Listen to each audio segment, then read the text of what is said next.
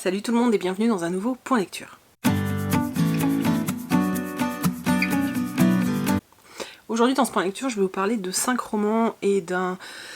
C'est pas vraiment une BD, on va dire un livre graphique, voilà. Et dans les romans, vous allez voir que j'ai déjà fortement attaqué les lectures de Noël. Oui, fortement. Le premier livre dont je vais vous parler, il s'agit de Harley King, Détective de l'invisible de Patrick Maxpert aux éditions Scrinéo. C'est un livre que j'ai depuis sa sortie, hein. Les éditions Scrinéo me l'ont envoyé au moment de sa sortie, donc il y a un mois ou deux je crois, je sais plus trop. J'avais très envie de le sortir et j'arrivais jamais à trouver le moment adéquat. C'est vrai qu'en ce moment, c'est compliqué les lectures avec moi et j'ai des envies très changeantes en fait, c'est surtout ça. Et du coup c'est vrai que j'ai beaucoup de mal en fait à me caler, à me caler dans une lecture. Et du coup je voulais sortir ce roman au bon moment pour être sûre de l'apprécier à sa juste valeur. Alors dans ce livre on va suivre principalement deux personnages, donc on va suivre Harley et Nosf, qui est pour Nosferatus, qui sont en fait des détectives, mais qui sont des détectives particuliers parce qu'en fait ce sont des détectives qui ne sont pas terriens, humains. Ils viennent d'une autre dimension et du coup ça leur confère quelques petits pouvoirs ou quelques petites spécificités. Notamment Harley lui est très très rapide et Nosferatus a d'autres particularités, l'une étant aussi qu'il ne dort quasiment pas. Voilà, et ils vont se retrouver assez souvent mêlés à des enquêtes assez hors du commun. Et là, ils vont être embauchés par une femme allemande qui est convaincue que le diable pourchasse et poursuit sa famille, puisqu'il y a eu pas mal de morts en fait autour d'elle, de façon assez suspecte, en tout cas d'après elle. Donc nous on va suivre ces deux personnages, ces deux détectives qui vont donc mener l'enquête pour savoir ce qui se passe vraiment. Donc ils sont à Los Angeles, ils sont en Californie et ils vont partir à Berlin. Et voilà, on va suivre cette enquête. C'était plutôt sympa, c'est assez dynamique comme texte et du coup c'est plutôt agréable à lire. Les personnages sont assez fun, j'ai vraiment bien aimé le personnage de Harley et j'ai bien aimé le personnage de Nos. Il y a une espèce de double enquête, une enquête un peu fantastique, donc avec eux qui sont quand même, qui sont quand même très axés sur le fantastique, et une enquête peut-être un peu plus terre à terre. Mais voilà, du coup ça donne un bon rythme au roman. C'est un roman qui est assez court, c'est le premier livre de Patrick Maxpert que je lis, et je trouve qu'il a un petit côté barré. Alors je sais pas si dans ses autres romans qui sont de la fantasy, je sais pas, genre les hauts conteurs et tout, je sais pas en fait si s'il est aussi barré que ça, mais ouais, j'ai bien aimé ce petit côté un petit peu loufoque. Et ouais, c'était plutôt sympa, ça m'a fait penser un peu à... Je sais pas pourquoi, parce que ça n'a rien à voir pourtant, mais ça m'a fait penser à Dick Tracy, version Dick Tracy d'un autre univers, tu vois. Je sais pas pourquoi, mais pendant toute ma lecture, je pensais à Dick Tracy. Voilà, ça se trouve, vous ne savez même pas qui est Dick Tracy parce que je suis vieille. Voilà. Donc en définitive, une lecture qui était plutôt sympathique. C'est pas pour moi la lecture du siècle, c'est pas le truc qu'il faut surtout pas louper, mais sincèrement, ça se lit bien et on passe un bon moment, donc voilà. J'ai ensuite lu L'étrange ville de Grimsly d'Alison Noël aux éditions Michel Lafon. Et alors là, j'avais terriblement hâte de lire ce livre. J'ai été totalement envoûtée et enchantée sur les premiers chapitres. Cet enchantement, c'est un petit peu... amoindri, voilà, c'est le mot que je cherchais. Il s'est un petit peu amoindri au fur et à mesure de l'histoire. Ça n'empêche en rien le fait que j'ai beaucoup aimé ce roman, beaucoup aimé l'univers. Donc on est dans un autre monde en fait, qui s'appelle Trembleterre, où tout est anormal, pour nos normes à nous. C'est-à-dire qu'il y a des êtres assez bizarres, que les gens ont des pouvoirs, que tous les jours, à je sais plus quelle heure, il y a une secousse, qu'il y a une fontaine qui circule comme ça en fait, où l'eau s'écoule comme ça, enfin voilà, tout est anormal. Dans ce monde-là, on suit Grimsly qui doit passer un examen où il doit tordre je ne sais plus combien de cuillères avec son esprit, ça m'a fait penser à Matrix d'ailleurs, bref, qui doit tordre je ne sais plus combien de cuillères en un temps restreint, puisque c'est ça l'examen. Il va foirer son examen, et suite à ce foirage d'examen, il va se rendre compte qu'il se passe des choses bizarres à Trembleterre, à savoir que tout devient atrocement normal, et pour eux, bah, c'est pas bon du tout, puisque c'est pas leur façon de vivre, etc. Et il va surprendre une conversation où on va laisser sous-entendre que le problème viendrait de lui parce qu'il est maudit.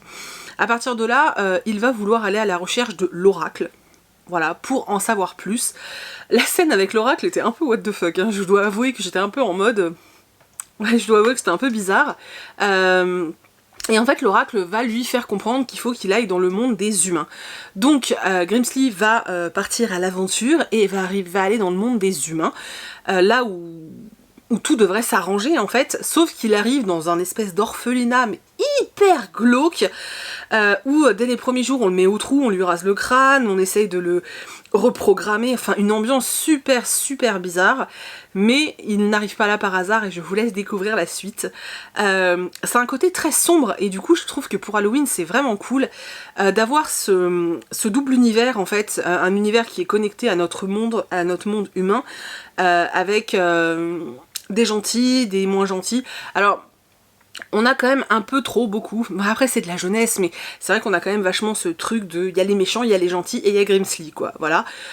Mais ça n'empêche que j'ai trouvé ça super sympa. Voilà, l'histoire se termine, c'est un one shot je suppose, puisque voilà, alors après il pourrait faire d'autres aventures, hein, mais le roman ça se termine là, donc c'est plutôt cool. Ça se lit mais alors à une vitesse hallucinante, vraiment. Je crois moi je l'avais plié en 2 heures quoi. Après c'est très aéré, hein, vraiment. C'était sympa, sauf que je ne sais pas pourquoi j'aurais aimé en savoir un peu plus sur l'univers de Trembleterre, parce que ça me paraissait tellement tellement original en fait comme idée de créer un univers où tout est anormal par rapport à nos normes, hein, je le répète, mais c'est vrai que ouais, j'aurais aimé en savoir un peu plus et peut-être que cet univers soit un peu plus détaillé. Maintenant franchement ça reste une lecture vraiment sympathique, très jeunesse hein, par contre, je préfère le dire, c'est pas du young adulte, hein, c'est vraiment du jeunesse. Mais c'était cool, j'ai passé un chouette moment de lecture et je suis vraiment très contente de l'avoir lu.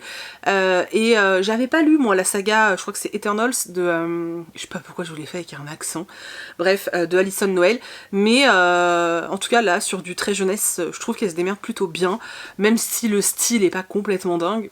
Voilà, l'histoire se tient et on passe un chouette moment. Alors on va arriver à un coup de cœur, j'ai vu que plein de gens ne l'avaient pas du tout surkiffé, mais alors moi, ce livre m'a complètement transportée. Donc il s'agit de Nevermoor de Jessica Townsend, donc c'est le tome 1, le défi de Morrigan Crow. Alors c'est rigolo parce que... j'ai mis pas mal de temps à le sortir. Je l'avais en VO, j'avais commencé en VO, je comprenais pas tout et ça me demandait énormément de concentration, mais vraiment. Du coup ça m'avait saoulée, je l'avais mis en pause, je l'ai reçu en français et j'avais gardé ce souvenir en fait de ma première lecture en VO et du coup j'avais eu du mal à le sortir quoi. Et puis je sais pas, un matin je me suis levée en mode je veux lire Nevermoor et alors ? Mais les gars, j'ai adoré ce roman. C'est un petit coup de cœur. Réellement, c'est un petit coup de cœur. Je vais pas vous dire que j'ai été... Enfin voilà, que ça a été le coup de cœur monumental et intersidéral, mais c'est vraiment un petit coup de cœur. L'univers, pour moi, est incroyable. Alors oui, on est beaucoup sur l'univers et la mise en place de l'univers, peut-être un peu plus que sur l'histoire en elle-même, mais c'est pas grave en fait, parce que tant que c'est bien fait, moi ça me pose pas de problème, et je trouve que pour une fois qu'en jeunesse on nous met un univers méga riche, etc. Alors je suis d'accord, il y a des sagas qui arrivent à nous faire les deux, à nous créer un univers de dingue et à nous mettre une intrigue de dingue, et on arrive à suivre les deux, je pense à Harry Potter bien sûr, je pense à Gardien des Cités Perdues, etc. Je suis d'accord, mais celui-ci est un premier tome, et sincèrement je trouve que enfin voilà, l'univers est juste génial, j'ai adoré, j'ai trouvé ça original, j'ai trouvé ça hyper bien foutu. Moi j'ai kiffé, voilà, j'ai vraiment adoré. On suit Morrigan qui a un gros problème puisqu'en fait elle est maudite, elle est née à une date bien précise qui fait qu'en fait elle va mourir le jour de ses 12 ans. Et cette mort est bien attendue par tout le monde hein, dans son bled, parce que tous les maux qui peuvent exister dans le coin, dès qu'il y a un problème, on le met sur le dos de Morrigan, parce que justement elle est maudite et que c'est elle qui porte la Shkumoun en gros. Hein. Son père est quelqu'un de très important au niveau de la commune, enfin du coin où ils habitent, et il est pas forcément très gentil avec elle, enfin personne n'est gentil avec elle, de toute façon franchement c'est juste la gamine la plus mal aimée du monde. Elle va se rendre à une espèce de foire où elle va supplier son père d'aller, où en fait on va faire des propositions aux enfants qui sortent d'une école, on va leur proposer des apprentissages. Donc en fait c'est des entrepreneurs ou des gens très, très fortunés qui offrent une espèce de bourse pour faire un apprentissage. Et ceux qui n'ont pas d'apprentissage, bah ils sont un peu dans la mouise. Donc Morrigan, elle connaissait pas ce concept, elle y va juste pour se renseigner en fait et pour voir comment ça se passe. Et là, grosse surprise, on va lui faire plusieurs propositions et tout le monde va être choqué parce qu'en fait personne s'attendait à ça, parce que réellement tout le monde sait, nous on l'a su, elle a 11 ans, donc tout le monde sait que dans un an elle est morte quoi. Donc pour elle c'est aberrant. Elle doit passer un entretien avec ses bienfaiteurs et elle va rencontrer un homme assez bizarre qui va lui faire une proposition, mais ça va être interrompu et son père va lui dire que de toute façon tout ça c'était qu'une mascarade, que tout a été fait pour se moquer de lui en fait, c'était vraiment... voilà. Ils attendent tous un jour particulier, donc qui correspond à l'anniversaire de Morrigan, à ses 12 ans. Sauf qu'en fait, ce fameux événement va arriver avec un an d'avance, et du coup, Morrigan apprend qu'elle va mourir dans 24 heures. Et elle a pas vraiment envie de mourir, la pauvre gamine. Hein. Elle va être sauvée in extremis par un personnage assez barré et loufoque, qui va l'emmener dans un autre univers, à Nevermoor. Et c'est à partir de là que tout va changer pour elle, parce qu'il va décider en fait de la prendre comme apprentie et de la chapeauter en fait, et de l'aider à intégrer un club très fermé. Et pour ça, elle va devoir passer des épreuves. Voilà. Alors, nous, pendant ce tome, alors on a toute la partie introductive de Morrigan qui est dans son monde à elle, etc., avant d'aller à Nevermoor, et ensuite on a toute la partie de l'histoire où elle est à Nevermoor et où elle doit passer des épreuves. Alors effectivement, peut-être qu'elles sont moins importantes que la mise en place de l'univers, et encore moi je l'ai pas senti comme ça parce que j'ai tellement aimé l'univers créé par l'autrice que ça ne m'a pas dérangé en fait. Je trouve cet univers riche, j'ai trouvé ça drôle, il y a un chat géant, c'est le majordome de la maison quoi, enfin je veux dire un chat géant les gars, qui a un caractère horrible, qui est vraiment une teigne, et ça m'a fait rire, c'était vraiment chouette. Ils se servent de parapluie pour le transport, enfin je sais pas, j'étais vraiment... dans un univers complètement magique et ça m'a fait tellement de bien. Moi j'ai adoré. En plus je pense réellement que c'est une lecture parfaite pour la période de Noël, qui est pleine de magie, qui est... voilà, je vous jure j'ai adoré. Je veux pas vous en dire trop parce que j'ai tellement aimé en fait entrer dans ce livre sans ne rien savoir et juste tout découvrir et passer un moment magique, que j'ai envie que d'autres connaissent ça aussi. Voilà. Moi sincèrement j'ai adoré, j'ai envie d'en savoir plus, j'ai envie de continuer à suivre Morrigan parce que bah, c'est vrai que c'est toujours le même schéma, hein, on l'amène, elle arrive dans un nouvel univers, là on lui apprend qu'elle est quelqu'un de particulier, qu'elle va... Oui, c'est tout le temps la même chose hein, dans tous ces univers jeunesse qu'on aime tant.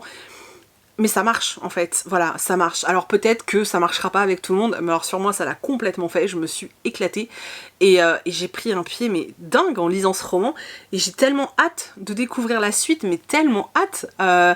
J'ai adoré, voilà, j'ai adoré et pour l'instant ça fait partie de mes sagas jeunesse que je vais chérir et dont l'univers m'a complètement transportée en fait, voilà. C'est tout. Du coup, si vous faites partie de ceux qui l'ont lu, n'hésitez pas à me dire dans les commentaires si vous avez aimé, ce que vous avez aimé, ce que vous n'avez pas aimé, sans spoiler pour tous ceux qui ne l'ont pas encore lu bien sûr, mais moi je peux que vous le recommander, voilà, parce que c'était magique et que je me suis éclatée. Du coup, on va passer au livre de Noël. Bah ouais. Donc l'idée, enfin mon idée c'était d'en lire un tous les dimanches, parce que je sais pas, le dimanche c'est journée cocooning, tu vois. Et du coup, dimanche, j'ai sorti le Cupcake Café sous la neige de Jenny Colgan. Je vous ai déjà dit que j'aimais énormément cette autrice, que c'était une autrice qui pour moi me faisait du bien. Et à chaque fois que je lis un de ses romans, je me sens bien. Je crois que c'est cet été que je vous ai présenté le Cupcake Café. Rendez-vous au Cupcake Café, je vous avais dit justement que je l'avais lu à ce moment-là parce qu'il y avait ça qui sortait à Noël. Alors vous pouvez très bien le lire sans, mais c'est dommage, ça vous spoil un petit peu, donc voilà. J'ai vraiment beaucoup aimé, voilà, comme d'habitude, j'ai beaucoup aimé, j'ai passé un super moment de lecture. On retrouve Izzy, donc qui a ouvert son Cupcake Café, qui est en couple, je ne vous dis pas avec qui, pour pas spoiler le premier tome, qui est en couple, son café marche bien, elle est heureuse, elle est épanouie, tout va bien, sauf que son chéri va être envoyé à New York, parce que ça se passe à Londres, va être envoyé à New York pour le boulot, mais temporairement, hein, il y va pour une mission, et puis arrivé sur place, on va lui proposer un boulot.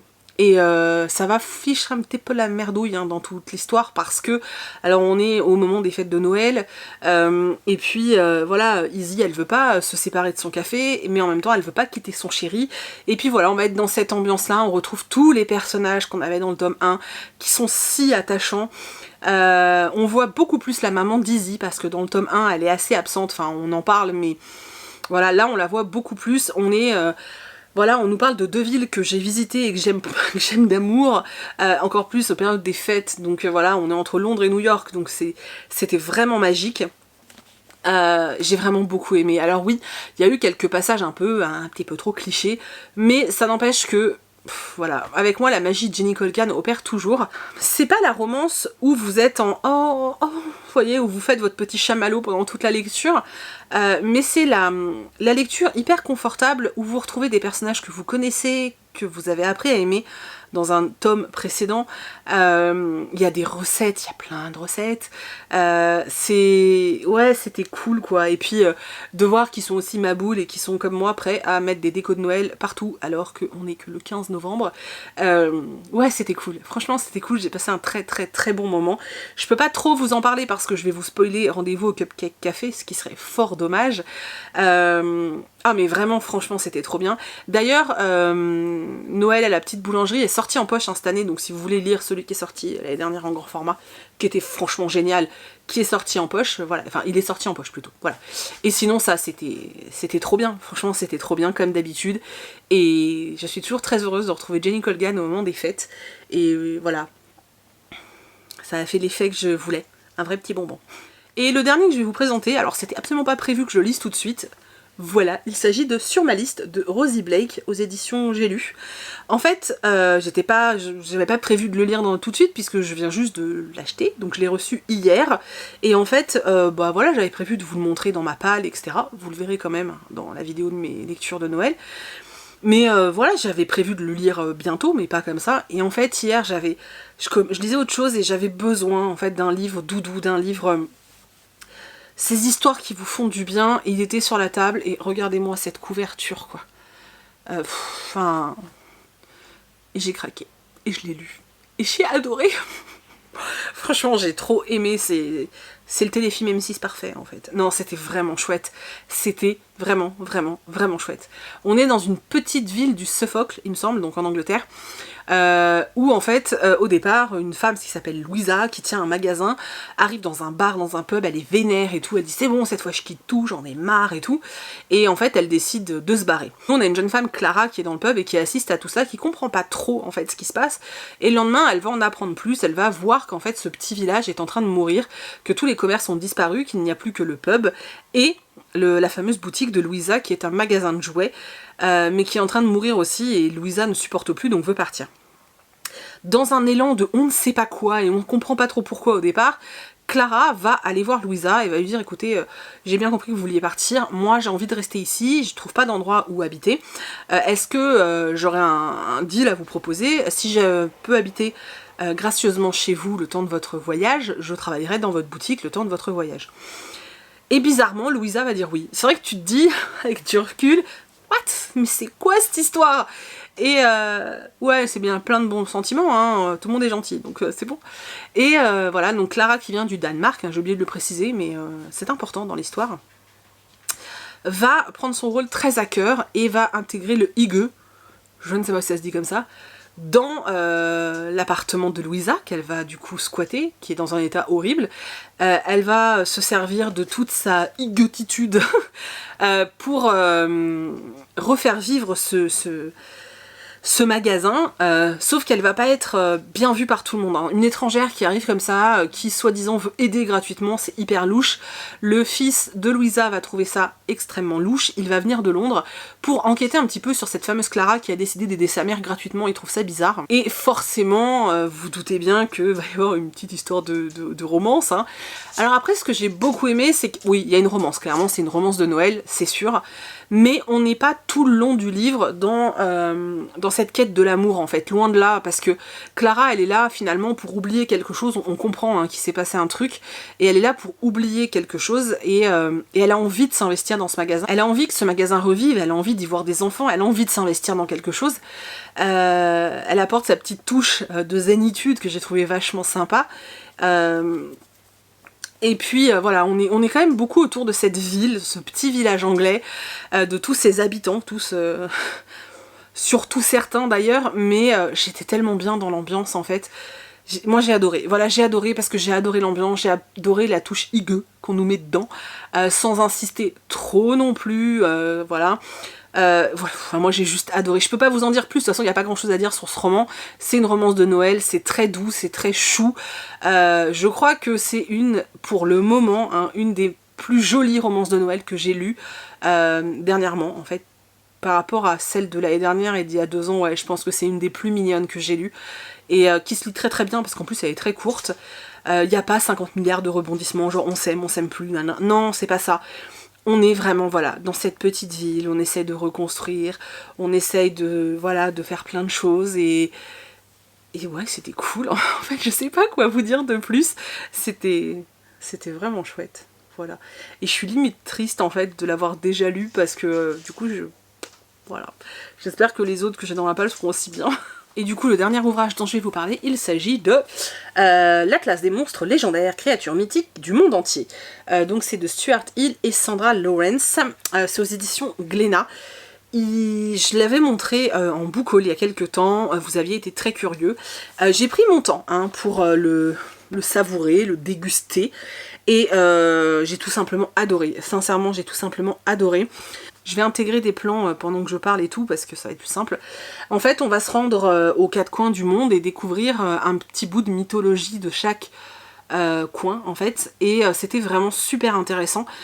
J'ai beaucoup aimé notamment toute la partie celte, en fait, puisque forcément c'est quelque chose qui me... Enfin, forcément, vous le savez peut-être pas, mais c'est quelque chose qui me plaît beaucoup. Et ouais, c'était vraiment cool, je trouve qu'il est plutôt bien fait, il y a plein de choses à regarder. Voilà, moi je l'ai déjà lu du coup, mais je sais que je vais y retourner régulièrement pour regarder d'autres passages, pour voilà, refouiner à droite et à gauche sur des planches. J'ai découvert des monstres et tout, surtout sur tout ce qui va être Asie du Sud-Est et Asie du Sud, puisque c'est vrai que j'y connaissais pas grand chose, et c'est vraiment très très intéressant. Voilà, j'ai vraiment beaucoup aimé.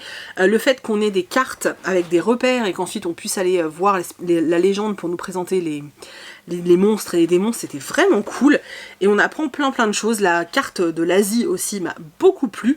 Voilà, je trouve que tout ce tour d'horizon était super chouette. Il y a certaines planches que j'ai très envie en fait de faire imprimer, notamment celle du Japon que j'aime beaucoup, voilà, j'y pense beaucoup. En tout cas, c'est un ouvrage que j'aime beaucoup et je vous incite réellement par curiosité en fait, à aller le feuilleter si vous le trouvez. Si vous le voyez en librairie, en médiathèque et tout, n'hésitez pas à aller le feuilleter parce que c'est vraiment super intéressant. J'ai appris plein de choses et j'ai trouvé ça super cool. Et je suis très contente en fait de m'être penchée là-dessus, donc voilà. Donc voilà, c'en est tout de ce point lecture, j'espère vraiment qu'il vous a plu, que vous avez fait des découvertes, que je vous ai donné envie de découvrir certains titres. N'hésitez pas à me dire tout ça dans les commentaires, n'hésitez pas à mettre un petit pouce en l'air parce que ça fait toujours plaisir, surtout en période de fête, voilà, ça fait un peu petit cadeau, tu vois. Et voilà, c'est tout, je vous fais plein de très très gros bisous, comme d'habitude, je vous remercie du fond du cœur d'être resté jusqu'au bout, et je vous dis à mercredi dans une prochaine vidéo.